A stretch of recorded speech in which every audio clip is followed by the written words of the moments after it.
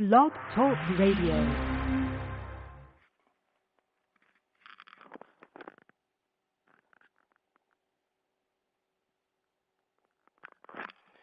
Boa noite, amigos. Estamos aqui começando mais uma emissão do True Outspeak, Sinceridade e Fato. Como sempre, vou começar lendo aqui o editorial do Diário do Comércio, que eu acabei de enviar para lá. O título é Por Baixo da Mesa. Irmão siamês do desconstrucionismo, o multiculturalismo é assim definido por um professor uspiano. Abre aspas. Não tem sentido falar de verdade tout court, só de verdade para um determinado grupo cultural. O multiculturalismo apregoa uma visão caleidoscópica da vida e da fertilidade do espírito humano, na qual cada indivíduo transcende o marco estreito da sua própria formação cultural e é capaz de ver, sentir e interpretar por meio de outras apreciações culturais. O modelo humano resultante é tolerante, compreensivo, amplo, sensível e fundamentalmente rico. A capacidade interpretativa, de observação e até emotiva se multiplica. Fecha aspas. Isso foi escrito por Roberto Fernandes no artigo Multiculturalismo Intelectual, revista da USP de junho a agosto de 1999. Qualquer pessoa que saiba ler e não tenha passado pela USP percebe que o projeto multiculturalista, assim definido, e essa definição não diverge de outras tantas que circulam nos meios universitários, se estrangula a si próprio no bercinho. Se toda verdade está condicionada à visão de um determinado grupo cultural, ninguém pode, aspas, transcender o marco estreito da sua própria formação cultural, fecha aspas, e muito menos, aspas, ver, sentir e interpretar por meio de outras apreciações culturais, fecha aspas. Se alguém consegue saltar por cima das fronteiras culturais, é porque há uma verdade acima de todas elas e essa verdade é acessível à inteligência humana. O multiculturalismo consiste, portanto, em fazer na prática aquilo mesmo que na teoria ele proclama ser impossível. É um caso extremo de paralaxe cognitiva, em que o sujeito afirma precisamente o contrário daquilo que o seu próprio ato de afirmar demonstra da maneira mais patente. É o deslocamento radical entre o eixo da experiência intelectual efetiva e o da construção teórica supostamente baseada nela. A incongruência é tão patente, tão grosseira, que não posso acreditar seja filha da distração gerada no leito das meras coincidências. Com efeito, a contradição aí embutida só permanece levemente camuflada pelo fato de que seus polos se situam em planos diferentes, a teoria e a prática. O estudante, portanto, só pode continuar envolvido nessa prática se for induzido a jamais confrontá-la com a teoria, isto é, se ele se tornar incapaz de cotejar a expressão verbal da teoria com o conteúdo teorético afirmado implicitamente pela prática. Dito de outro modo, o adestramento no multiculturalismo consiste em habilitar o aluno para se persuadir de que sabe alguma coisa sempre que não sabe o que está fazendo com ela. O multiculturalismo é uma técnica de autoembotamento intelectual baseada na estimulação contraditória rotinizada. Não tem sentido, portanto, discuti-lo como teoria nem como prática. Só o que cabe é revelar o ardil psicológico por trás da articulação de ambas e, em seguida, denunciar o conjunto como aquilo que é, um instrumento de dominação criado para transformar milhões de universitários em idiotas militantes, hipnotizados e postos a serviço de seus professores. Às vezes fico até consternado de ver o esforço que brilhantes intelectuais conservadores, como o nosso José Guilherme Melchior, despenderam em impugnar ideias esquerdistas.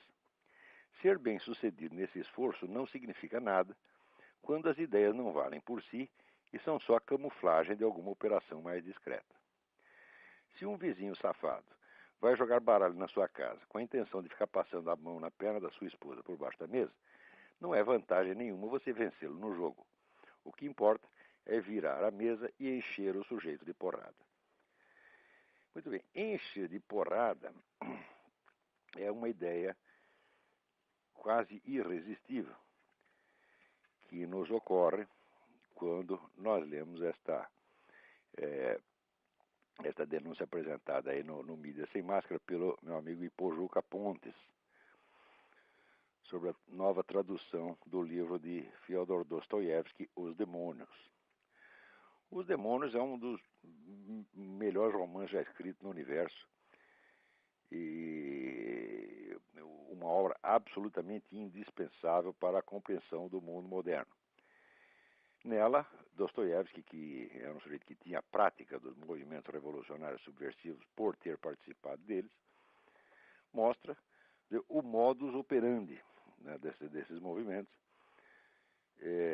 e, de fato, profetiza todo o desenvolvimento posterior do estado de coisas na Rússia, com a revolução, o advento do comunismo, o genocídio, etc, etc. Ora, o tradutor, um tal de seu Paulo Bezerra, que é um camarada que estudou na União Soviética no tempo do comunismo, o que já é altamente suspeito, porque nós sabemos que todas essas bolsas de estudo que eram distribuídas às centenas, às milhares aqui no Brasil, para estudar na União Soviética, eram tudo coisa da KGB. Então, quer dizer, o currículo desse homem já não o recomenda muito. Mas esse o Paulo Bezerra, na apresentação que ele faz do livro, ele procura dar a ideia de que Dostoiévski não está denunciando o comunismo, apenas o stalinismo. Eu digo, ora, peraí, Dostoiévski não era tão profeta assim. Quer dizer, para prever que dentro do fenômeno geral chamado comunismo ia aparecer especificamente uma variante chamada stalinista. Não, ao contrário, vamos dizer, o mal, a brutalidade, a má intenção que ele denuncia são do movimento socialista em geral, do movimento materialista, do movimento revolucionário em geral. Ele está falando contra todo mundo, anarquista, socialista, comunista, todo mundo. E o sujeito tenta aqui, vamos dizer, limpar a barra do movimento comunista e aproveita para falar do mal do George Bush. Quer dizer, o George Bush então seria culpado de todo o mal que está sendo denunciado pelo Dostoiévski.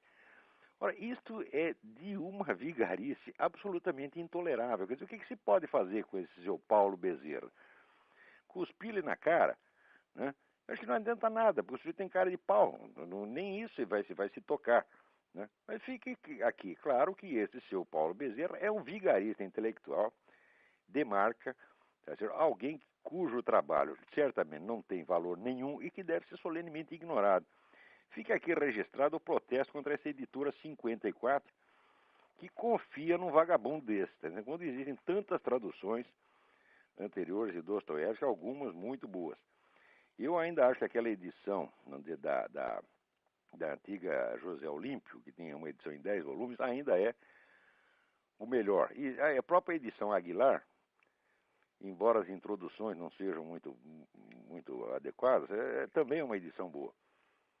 Então evitem a edição da editora 54. Não comprem essa porcaria. Leiam, prefiram ler até Dostoiévski, alguma outra tradução, leiam até em malaio, se for o caso, mas não comprem a edição da editora 34, que tem o serviço desse seu Paulo Bezerra, ou Paulo Vaca, que é uma porcaria.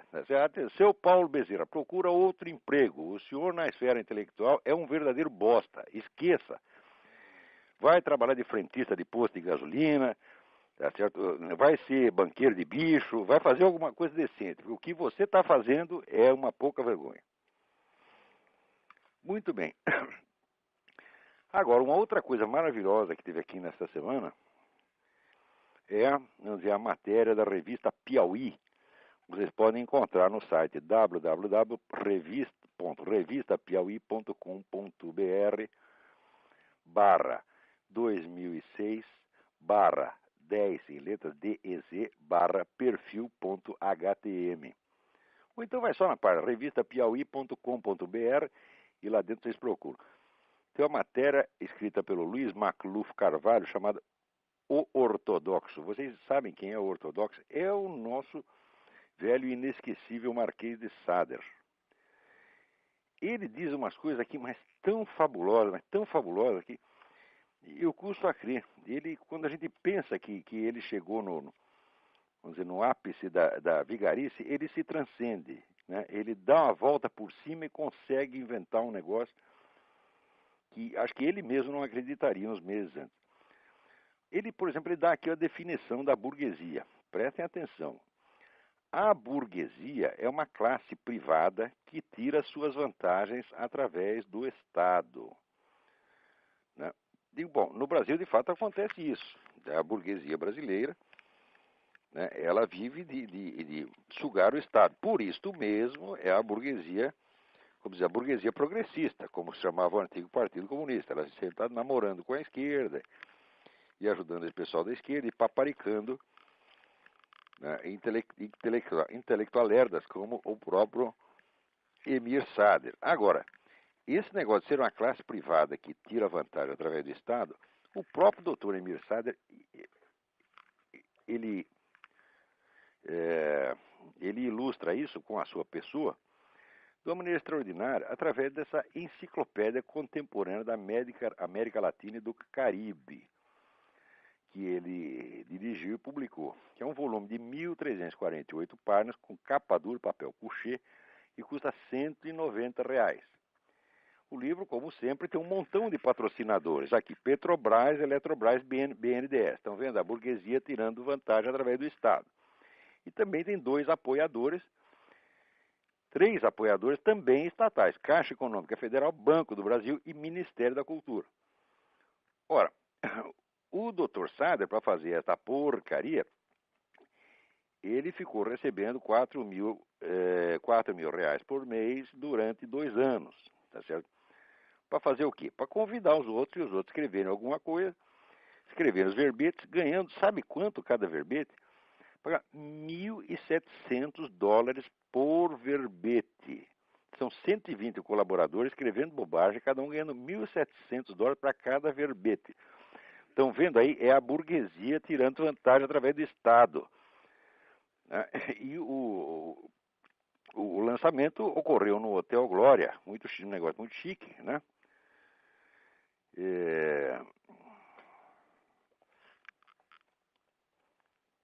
E tá aqui, o livro saiu com 1.040 fotos, 136 tabelas. Essa enciclopédia é irmã gêmea daquele famoso Dicionário Crítico do Pensamento da Direita, que também foi obra desse mesmo grupinho, também paga a peso de ouro por essas mesmas entidades estatais, Petrobras, Banco do Brasil, etc, etc, que está aí para alimentar com dinheiro público essa corja de vagabundo, que não entendem absolutamente nada desse assunto. No caso do dicionário, isso ficou demonstrado com evidência. Eu considero esse dicionário um crime. Eu acho que todos os autores e colaboradores dessa porcaria tinham que estar na cadeia, tá certo? Eu já demonstrei que isso foi uma falsificação propositada, quer dizer, um show de ignorância e de má-fé, assim, suficiente para acabar com a carreira desses caras.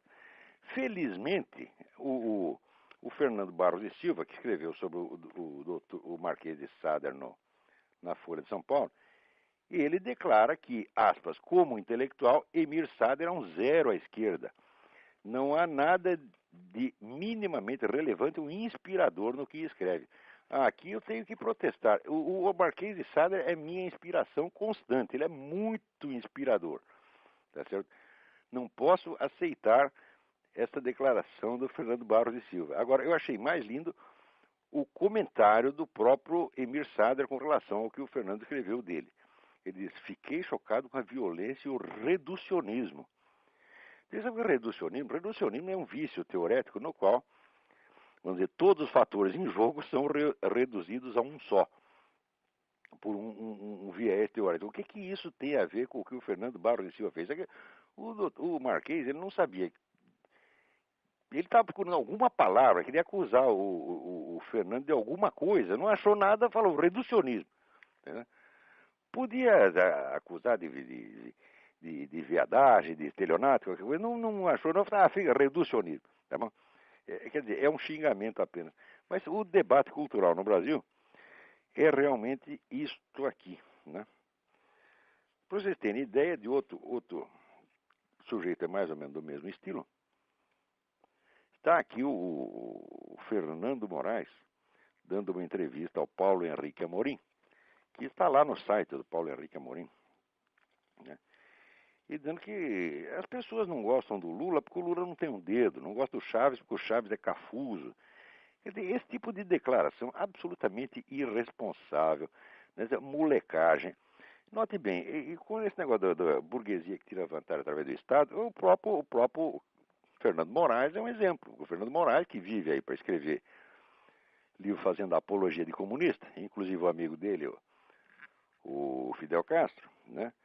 Ele, o homem é um filho de banqueiro, tá certo? Que ainda vive, né, no meio editorial, tem todas as vantagens. Quer dizer, qualquer livreco que ele pretenda escrever, o livreco já recebe adiantamentos milionários, né? Depois tem um aparato monstruoso para fazer o lançamento, né? E de vez em quando, eu não sei, mas eu acho que ele ainda tem algum patrocínio também. É uma coisa. E quando escreve um livro como essa Olga, que depois ficou demonstrado que a história que ele apresentou na Olga era totalmente furada, que a Olga, na verdade, a Olga Benário era, de fato, não era uma militante idealista, né? Apenas era uma agente do Serviço Secreto Militar Soviético, né? O homem, quando vê que a história dele foi desmentida, ele não se desmente, não. Ele continua lá impávido, colosso, fumando seus charutos cubanos. É um sujeito que está sempre feliz, é um sujeito muito simpático. No tempo que eu trabalhava com ele, eu considerava até meu amigo, não considerava mau sujeito, não. Mas acontece que esta vigarice esquerdista é sempre obra de sujeito simpático. Não é todo mundo, né, na esquerda que tem essa cara de cu que tem o Emir Sader, entendeu? Tem pessoas simpáticas ali também. E o Fernando Moraes é um sujeito de uma simpatia aliciante, né? Mas isso não lhe dá o direito de escrever tanta mentira, tá certo? E de ainda ficar rindo em cima, né, da mentira que escreveu. Enquanto isso, né, estão lá, chegam aí as notícias de que mais 3 mil militares venezuelanos estão se instalando na Bolívia, além de outros tantos cubanos, né?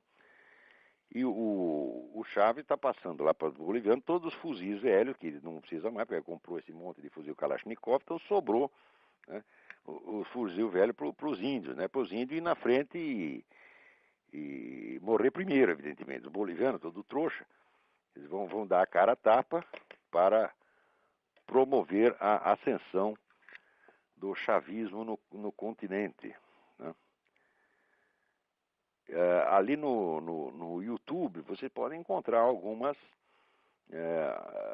alguns vídeos muito interessantes sobre o Hugo Chávez. Vão lá no YouTube, põe o Hugo Chávez, vocês vão achar coisas interessantes. Agora, por incrível que pareça, ainda tem gente aqui na América Latina, aqui nos Estados Unidos, que vê a América Latina com aqueles olhos róseos, de que o problema é só o Hugo Chávez, de que o Lula é bonzinho, etc, etc. O embaixador Jaime Daremblum, que é um sujeito que eu gosto muito, é um homem muito honesto, muito correto, que preside aqui o Hudson Institute, ele é um dos últimos, né, apóstolos da bondade luliana aqui nos Estados Unidos, porque aqui já não tem mais ninguém que acredite nessa balela. Mas o velho embaixador ainda está insistindo nisso. Eu espero que ele mude de ideia. Agora, eu não sei se vocês se lembram, quando houve aquele problema com Mel Gibson, o filme A Paixão de Cristo, teve um monte de associações judaicas que saíram descendo o cacete, ele dizendo que o filme era antissemita, etc, etc. E na época, eu vi o filme, examinei e falei, olha, o filme não tem nada de antissemita, até tem filmes anteriores, tem o filme Barrabás, que é feito por um diretor judeu, né? O filme Barrabás apresentava os judeus de uma maneira muito mais negativa do que o Mel Gibson, e ninguém falou nada, né? Além disso, não me pareceu que a imagem dos judeus no filme fosse realmente negativa. O próprio Caifás era mostrado como um sujeito fanático, mas um homem honesto, que queria prova das coisas, quer dizer, que agiu de acordo com a sua consciência, não como um sujeito maligno, malicioso, né? Bom, acontece que quem organizava essa campanha anti-Mel Gibson era a Anti-Defamation League, a famosa ADL, chefiada pelo Abraham Fox. E na época eu escrevi um artigo que chamava Advertência aos Judeus, Aviso aos Judeus, e o aviso era o seguinte, olha, vocês não confiem muito em gente que fica defendendo vocês contra o Mel Gibson, mas ao mesmo tempo fica de namorinho com essa esquerda pró-islâmica. Tá certo? Eu disse isso, muita gente achou que eu estava exagerando, porque na época eu não citei nenhum fato. Mas agora, vou acabar de citar. Aqui nos Estados Unidos tem um eminente colunista e radialista chamado Dennis Prager, judeu. Né? Ele faz uma coluna excelente que vocês podem ler no Town Hall, TOWNHALL.com. Né? Tem a coluna semanal dele no Town Hall, que é uma delícia. Muito bem, agora juntou a Anti-Defamation League, juntou com o Conselho Americano de Relações Islâmicas, CAIR, Council on American Islamic Relations, para fazer uma campanha contra o Dennis Prager, acusando-o de ser islamófobo, porque ele escreve contra o terrorismo islâmico. Olha, veja o que é essa ADL, e isso é um bando de filhos da puta. Não se pode confiar nesta gente. Quer dizer, eles se fazem de bonzinhos, né, porque na época queriam proteger a comunidade judaica contra o Mel Gibson, como se, né, o Mel Gibson fosse Adolf Hitler, né, ou o próprio Osama Bin Laden, tá certo? E por baixo ficam fazendo, né, ficam de namorico com esse Council on American Islamic Relations para difamar um dos melhores jornalistas judeus dos Estados Unidos, que é o Dennis Prager, de acusá-lo de islamofobia. Ora, faça-me um favor, é muita cara de pau. Ainda na mesma linha de acontecimentos, o que aconteceu? Um importante representante do Hamas confirmou que teve encontros secretos com líderes do Partido Democrata. Esse Partido Democrata, ele cada vez surpreende mais. Agora, também eu descobri que naquele caso do o deputado acusado de escrever e-mails eróticos para menores de idade, o tal do Mark Foley. Bom, o Foley está aí que nem aquele negócio dos mamonas assassinos, suruba. Me passaram a mão na bunda e não comi ninguém. Porque ele não comeu ninguém, ele só escreveu uns e-mails para os moleques. Os e-mails são indecentes, evidentemente, mas que eu saiba, até hoje ninguém conseguiu comer ninguém por e-mail, né? Quer dizer, o negócio ficou na intenção eletrônica. Acontece que esse assunto já estava sendo acompanhado mais ou menos pela tal da Comissão de Ética do Congresso, a comissão bipartidária, e alguém vazou a informação para os outros caras do Partido Democrata para eles poderem fazer barulho e tirar vantagem eleitoral disso aí antes que a coisa acabasse de ser investigada pela Comissão de Ética. Daí fizeram aquele bafafá tremendo em torno do Mark Foley, o sujeito perdeu o mandato, se desgraçou todo, tá certo? Sem que, vamos dizer, houvesse nenhuma prova, exceto de intenção. Porque, olha, todo mundo tem o direito de ter os desejos que quiser, e de fantasiar o quanto quiser, tá, né? O que não pode é fazer. Quer dizer, ele pode desejar, os moleques podem até dizer que deseja, mas se comeu, aí é um problema, né? Mas ele não precisou nem comer, não pensou em comer, pronto, já, né? Porque você sabe que ser viado é bonito se você for de esquerda. Se for viado direitista, tá ferrado, como estão ferrados todos os viados em Cuba, né? Quer dizer, o tratamento dado aos homossexuais em Cuba é uma beleza. Quer dizer, os caras pegam AIDS, eles isolam. O sujeito é posto dentro do hospital, nunca mais sai de lá, nunca mais vê ninguém. Enquanto isso, o bebê anencéfalo aí no Brasil já está com 27 dias de vida. Era para ser morto. Provavelmente vai crescer, a menina tem reações de um bebê normal. Você consegue segurar o dedo da mãe, né? Mama direitinho, não está faltando nada para ser um bebê normal. Quem anormais são esses médicos que querem matar todos os bebês à mera suspeita de que eles não vão poder viver. Que já é um homicídio preventivo, ela não pode. Ele não vai viver, então vamos matar já. Tá certo? Pode aplicar a mesma coisa para eles, vocês vão morrer um dia, então por que não matar já? Né? Agora, e na Inglaterra, né, que é um país que está ficando cada vez mais louco, já estão propondo a eutanásia dos bebês, depois de nascidos. Quer dizer, nasceu, está doente, defeituoso, liquida. Isso é exatamente o programa do Hitler. O Hitler fez isto. aplicou isso na Alemanha. E por que nós temos o horror do Hitler agora, quando os ingleses fazem, nós achamos lindo? Agora, para não dizer que está tudo perdido, a entidade, uma das entidades que estão por trás de toda essa disseminação de ideias monstruosas nos Estados Unidos e no mundo, que é a Planned Parenthood, que foi a madrinha dessas vagabundas, dessas católicas pelo direito de decidir, católicas o caralho, vem cá entre nós. Quer dizer, são pseudo-católicas, mentirosas, vigaristas, entendeu?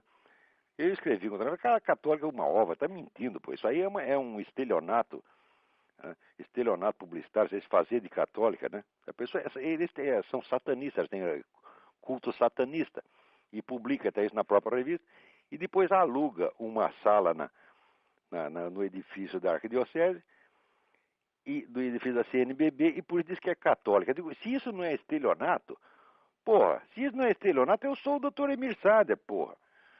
Né? Agora, essas vagabundas estão tudo aí à solta, se enchendo de dinheiro, inclusive do governo, tá certo? Para ensinar coisas lindas como aborto, eutanásia, etc, etc, e dizer, tudo isso é muito cristão. Agora, a entidade madrinha dessas vagabundas, que é a Planned Parenthood, está realmente afundando, porque ela tinha um monte de clínicas de aborto aqui, e vamos dizer, isso aí, essas clínicas baixaram de 938 para 817. Quer dizer que essa entidade está sendo abalada aqui. É claro que o motivo disso é essas campanhas feitas agora pelos cristãos para alertar as pessoas quanto às atividades desse tipo de entidades. Isso aí está funcionando. Né? Também, para não dizer que está tudo perdido, na Áustria, que Áustria? Na Austrália, um pastor protestante foi para a justiça e ganhou o direito.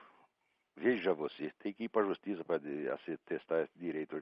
Ganhou o direito de comparar o cristianismo com o Islã vantajosamente para o cristianismo. Antes não podia, só podia ser ou igual, ou então a favor do Islã. Se é a favor do cristianismo é crime. Daí ele conseguiu entrar na Suprema Corte e ganhou o direito de dizer que a religião dele é melhor que a religião dos outros. Ora, em princípio, você ter uma religião é você achar que essa religião é melhor que a do outro, senão você estaria na do outro, porra. Né? Quer dizer, por que você está numa determinada religião se ela é igualzinha à do vizinho? Se ela não vale nem um pouco mais que a do vizinho, o que você está fazendo lá? Né? Quer dizer, ter uma religião é achar que ela é superior, evidentemente. Agora, se acontece você ser cristão, então não pode dizer isso. Ora, agora, aqui nos Estados Unidos está começando uma campanha muito interessante feita pela minha amiga Mila Ketty. A Mila morou muitos anos no Brasil, fala português direitinho e tal, mas é americana. Então, e ela uma vez descobriu na biblioteca infantil, lá que os filhos dela costumavam frequentar, descobriu um número anormal de obras pornográficas, né, que ensinavam coisas maravilhosas, né, para as crianças, a prática do sexo oral com elefantes, etc, etc. Então, daí ela protestou e ninguém fez nada. Disse, não, isso aí é a liberdade de informação, as crianças têm que ter acesso à informação. Bom, primeiro, quer dizer, a liberdade de informação certamente não pode ser a mesma para o cidadão no pleno uso dos seus direitos e o menor de idade. Mas eles se recusaram a enxergar essa diferença. Estava fazendo de conta que não estava entendendo. Daí ela descobriu que a mesma coisa acontecia numa outra biblioteca, e na outra, e na outra, e na outra, e na outra. E hoje podemos praticamente assegurar que existe uma política intencional de alimentar as bibliotecas infantis com material pornográfico para pôr merda na cabeça das criancinhas. E a Mila foi a pessoa que descobriu sozinha esse negócio e começou, então, a fazer uma campanha. Deu até uma entrevista no rádio outro dia, e ela está fazendo um site, ela publica um newsletter, que vocês também podem pegar na internet, no seguinte endereço, www.plan2succeed, plan, P-L-A-N, to, é o número 2, Succeed, succeed.org/grassroots, GRASSROOTS.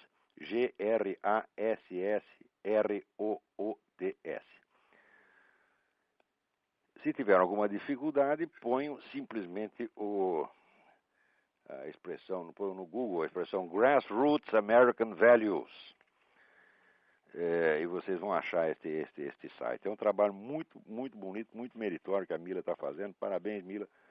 Vai em frente. O futuro das crianças aqui da América e talvez de outros países, inclusive o Brasil, depende do esforço de gente como você.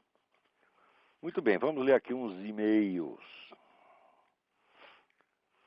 Aqui uma carta de Miracatu, Josué Modesto Passos. Uma estapafúrdia decisão do Superior Tribunal de Justiça decidiu que as autoridades fiscais podem fazer uso das informações bancárias do contribuinte, pelo pretexto de que ocorre apenas uma inocente, aspas, transferência de informações guardadas pelo banco à autoridade fiscal, que tem o dever legal de manter em sigilo os dados obtidos. Rai, mas o que é isso? Se já foi lá, já olhou, que sigilo é este? Quer dizer, antigamente quem tinha o direito a sigilo era o banco. O governo não tinha o direito de entrar lá. Agora, o governo diz, não, eu posso entrar porque eu guardo segredo. Ora, vai lamber sabão. Isso é a prostituição da linguagem. Isso quer dizer que a violação de segredo torna-se o quê? Proteção do segredo. Né? Então, assim, no Brasil já não existe mais sigilo bancário. Para mim, isso aí não me afeta pessoalmente, porque o dinheiro que eu tenho no banco é absolutamente ridículo. Pode ser. A única coisa é que eu tenho vergonha de mostrar. Né? Mas se eles quiserem ver, tá, pode ver. Tá?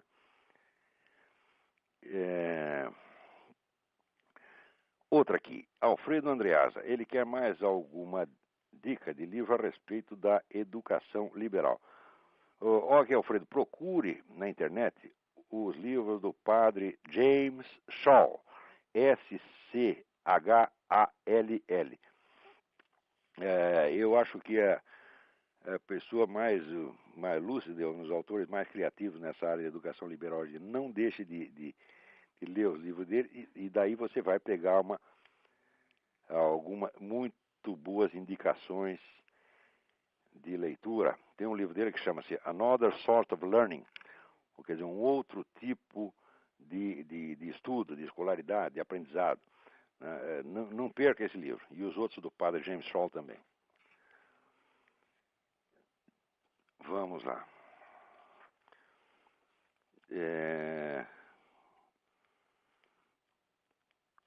Aqui. O senhor comentou que o John McCain, virtual candidato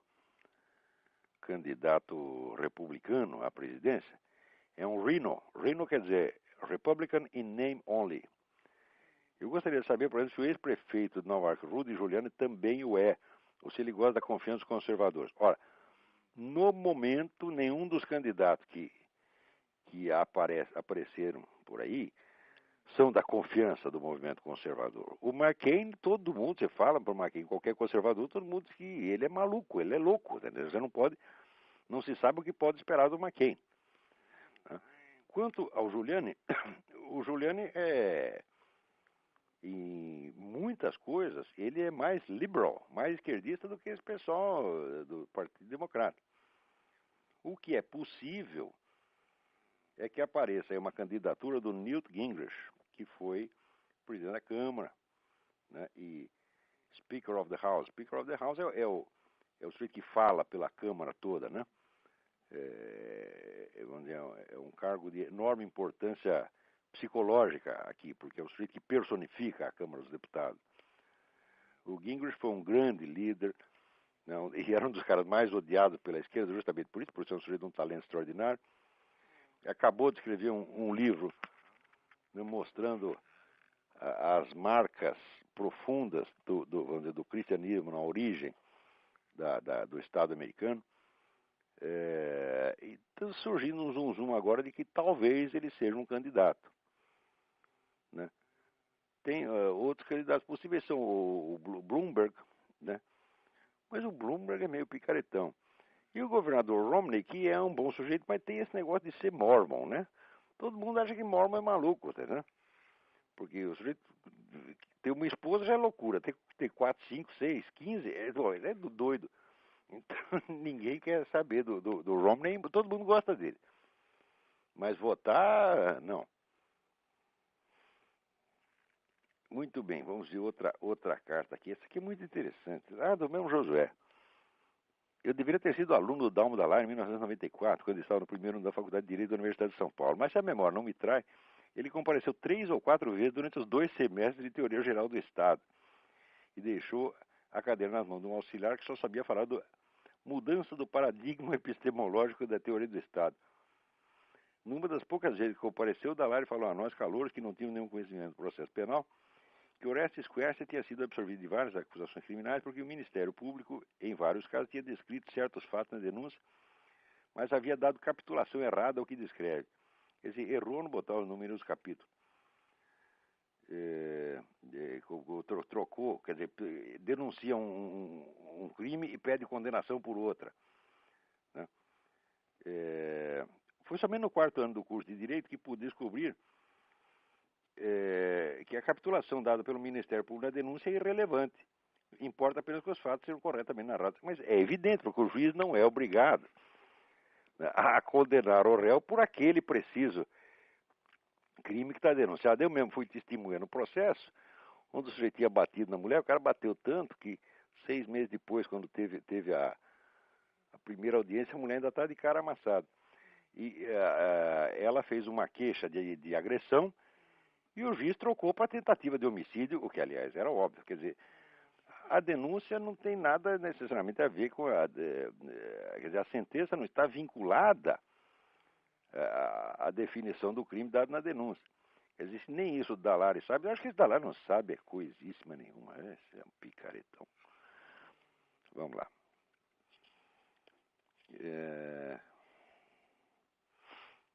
Parabéns pela excelente iniciativa do Talk Show. Aqui é Carlos Cossa. Parece-me que as ideias de Lino LaRouche influenciam grande parcela das Forças Armadas brasileiras e alguns importantes setores da América Latina. Deprendi que você não se opõe inteiramente a algumas interpretações assumidas por ele, mas que se opõe a muitas suas ideias. Você poderia esclarecer sua posição em relação às ideias defendidas por esse autor? Bom, muito bem, eu não tenho um posicionamento geral contra o Lino LaRouche, mas só quanto aos pontos que eu conheço. Por exemplo, no livro The Science of Christian Economy, eu acho que ele inverte toda a história ocidental, ao dizer que na Renascença houve uma vitória dos malvados aristotélicos contra os coitados dos platônicos. Eu digo, isso aí é só você ler um pouco, você vê que a ideia platônica, né, das formas matemáticas, estava ali no fundo da cabeça de todo mundo. Galileu, Newton, etc, etc. E que os preceitos da metodologia aristotélica em ciências naturais eles foram abandonados praticamente até o século XX. O Lino LaRouche,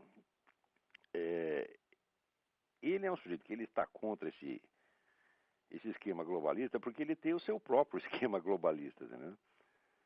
E embora as revistas dele deem muitas informações importantíssimas, o quadro geral da interpretação é errado. Por quê? Porque ele é um sujeito doutrinário, ele não é alguém que está tentando interpretar a realidade. Ele já tem uma doutrina pronta. Essa doutrina é de que os estados nacionais são a coisa mais maravilhosa que existiu no mundo. E, olha, Estado nacional é uma coisa que surgiu recentemente na história. Os estados europeus surgiram aí a partir mais ou menos da época da Renascença.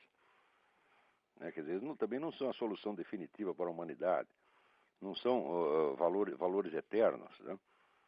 E ele é a favor do Estado Nacional porque ele é um discípulo do economista alemão Liszt, que é a favor, vamos dizer, do Estado fechado, protecionismo, etc, etc.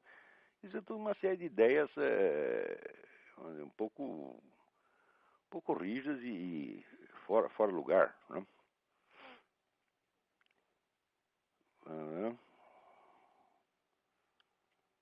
Tá aqui. Essa aqui é a carta interessante. André Pacheco. Fiquei indignado com os artigos que li do Sr. Júlio Severo, mostrando ser uma pessoa que gostaria que o Estado coibisse qualquer tipo de manifestação que seja contrária às Sagradas Escrituras. Então ele quer saber qual é a minha opinião. Se eu sou a favor dessa teoria do Júlio Severo, vai ser radicalmente contra. Mas se o Estado vai proibir tudo aquilo que a Bíblia condena, tá não vai haver espaço para mais nada. Quer dizer, você não tem. Quer dizer, se você, ao cometer um pecado, você já tem a punição espiritual, possibilidade de você ir para o inferno, e você, em vida, você já vai para a cadeia, diz, mas que é isso, porra? Daí é um duplo inferno. Quer dizer, isso aí eu não posso concordar. O Júlio Severo, meu amigo, gosto muito dele, mas não posso concordar com ele de maneira alguma. Quer dizer, é a ideia de um Estado totalitário opressor. Mas veja como são as coisas paradoxais. Quem está sofrendo perseguição do Estado totalitário opressor é o Júlio Severo. Quer dizer, o Estado brasileiro está fazendo uma desgraça na vida dele, perseguindo, né, violando a intimidade, dando palpite, queria até tomar o filho dele porque ele quis fazer homeschooling para o filho. Quer dizer, o que é isso? O Júlio, vamos dizer, ele pode ter uma ideia totalitária, uma ideia hipotética, que nunca vai ser levada a efeito. Mas ele está sofrendo aí uma opressão totalitária, de fato, na realidade. Né?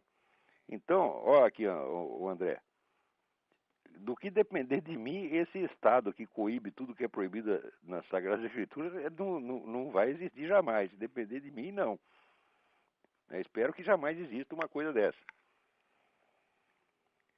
Vamos ver o que mais aqui. Bom, vamos ver se tem alguém na linha aí esperando. Tem. Oi, Fábio. Alô? Alô? Alô? É o Fábio? Isso. Tudo bem? Tudo Alguma bom? dúvida aí?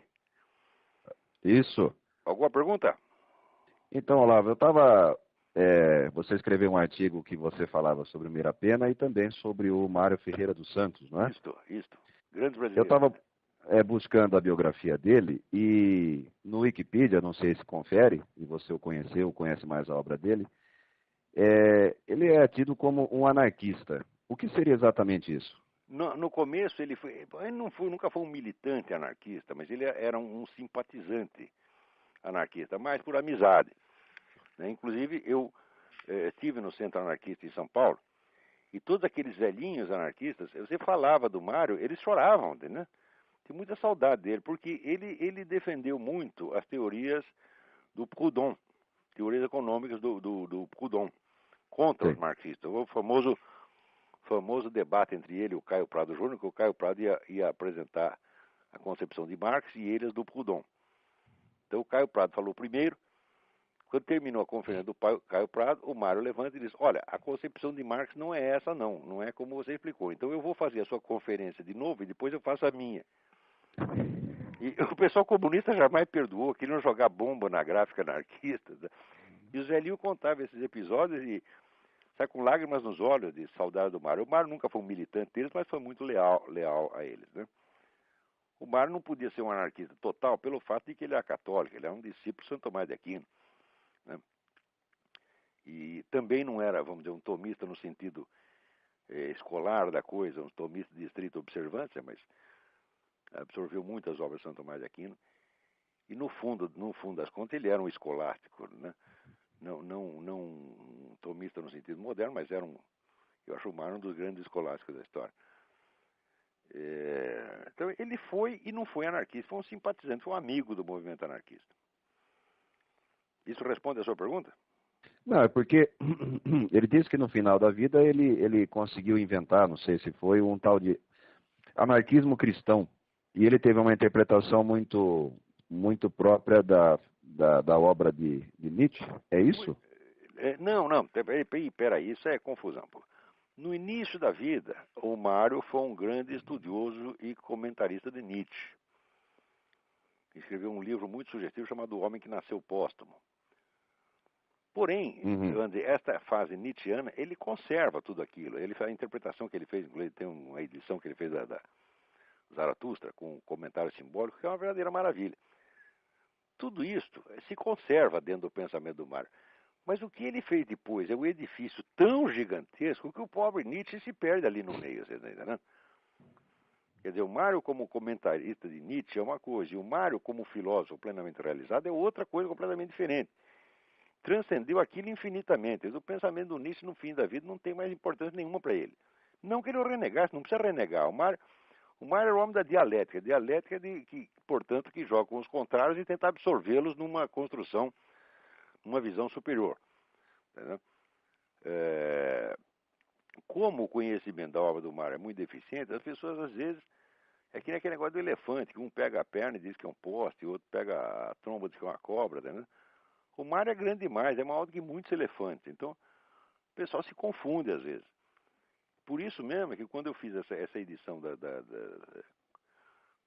anotada da Sabedoria das Leis Eternas, eu fiz questão de colocar na introdução a estrutura geral que o Mário havia planejado para a sua própria obra. Ele não expõe essa estrutura em parte alguma, né, mas a gente percebe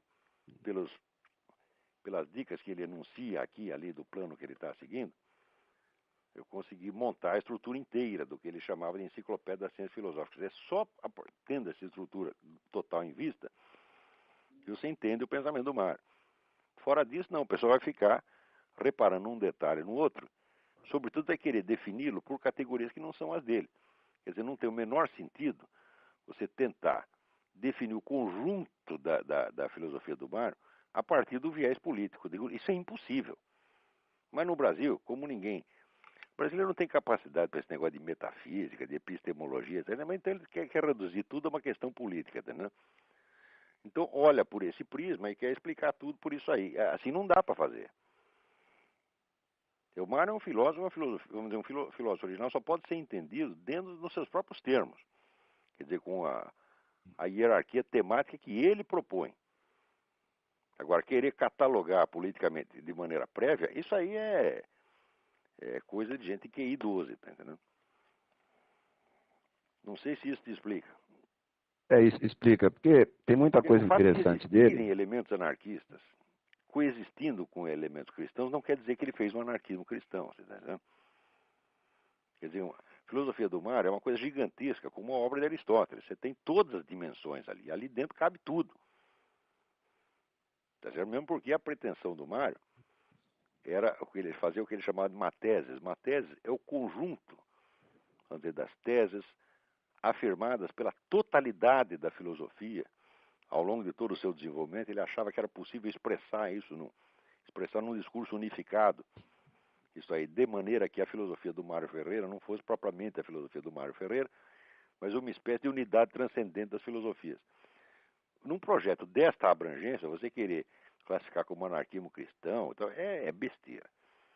É besteira. Não se define a filosofia de um grande filósofo pela filosofia de um outro, e muito menos pela filosofia de alguém pequenininho, tá entendendo? Isso não se faz. Isso vamos dizer, é simples erro de interpretação. Por Certo. preguiça de apreender o conjunto. Tem um outro... Oi? Tem um outro aspecto da obra dele que ele Peraí, fala tem mais sobre... gente, tem mais gente na fila. Então vamos lá, eu vou desconectar aqui. Então pode ficar a sua pergunta para a próxima? Tranquilo. Fica na mão aí, fica na linha aí que se eu acabar a outra pergunta e tiver tempo, nós voltamos aí. Beleza. Alô? Alô? Quem está na linha? Alô? Gente, tudo bem? Tá horrível essa ligação, tá muito barulho. Diga. Eu não sei, estou aqui pesado, deve estar no problema. Bom, eu gostaria de parabenizar pela iniciativa. Uma palavra que você diz, muito barulho. Tenta a conexão de novo, tá muito ruim. Vou voltar lá pro Fábio. Alô, Fábio? Alô? Muito bem, a ligação estava muito ruim, eu não sei por que isso acontece.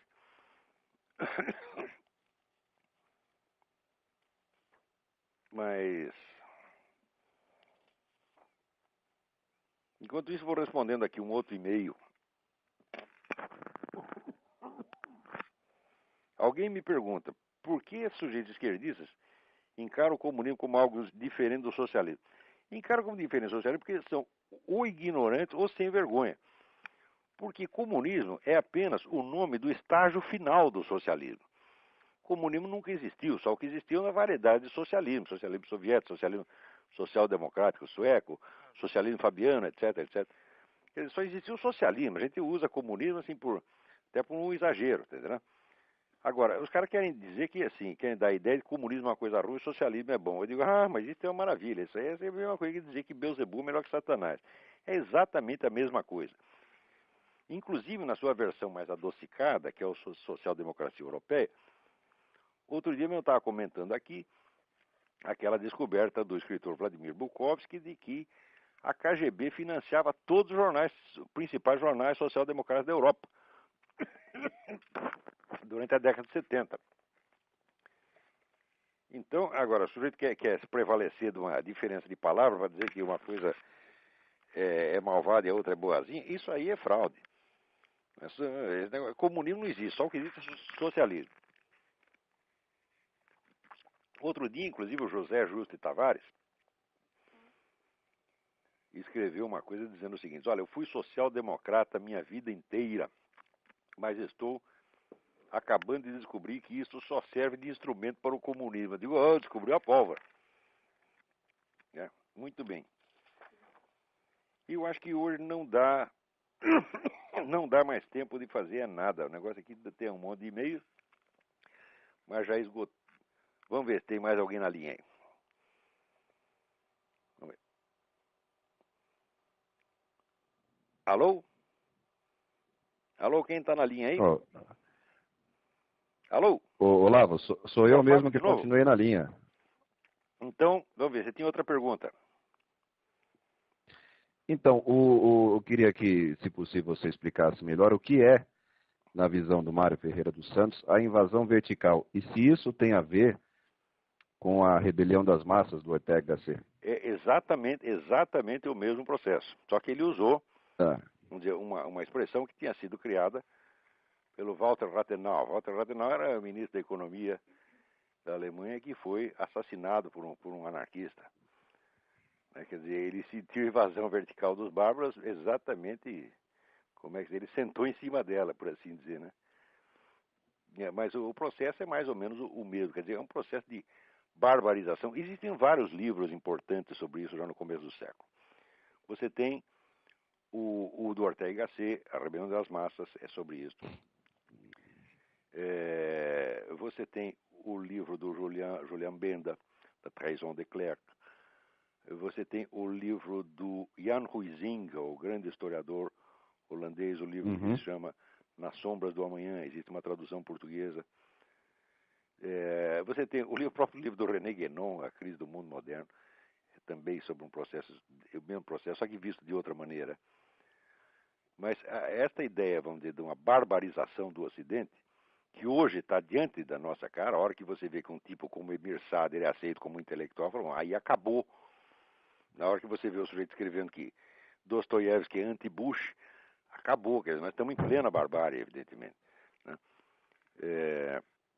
Quer dizer, o sujeito vai usar até uma das maiores criações culturais da humanidade, vai distorcer completamente para fazer daquilo um instrumento de uma propaganda política vulgar. Quer dizer, quando chega aí, você vê que a ideia de cultura superior, por exemplo, no Brasil não tem mais cultura superior. O Brasil chegou a ter um rudimento de cultura superior que foi absolutamente esmagado a partir da década de 80, tá certo? E substituído por essa propaganda comunista grosseira. Então, eram coisas que esse pessoal todo dizia que ia acontecer, que na época parecia exagerado. Você vê que a rebelião das massas, quando você lê hoje, parece até adocicada perto do que a gente vê que está acontecendo.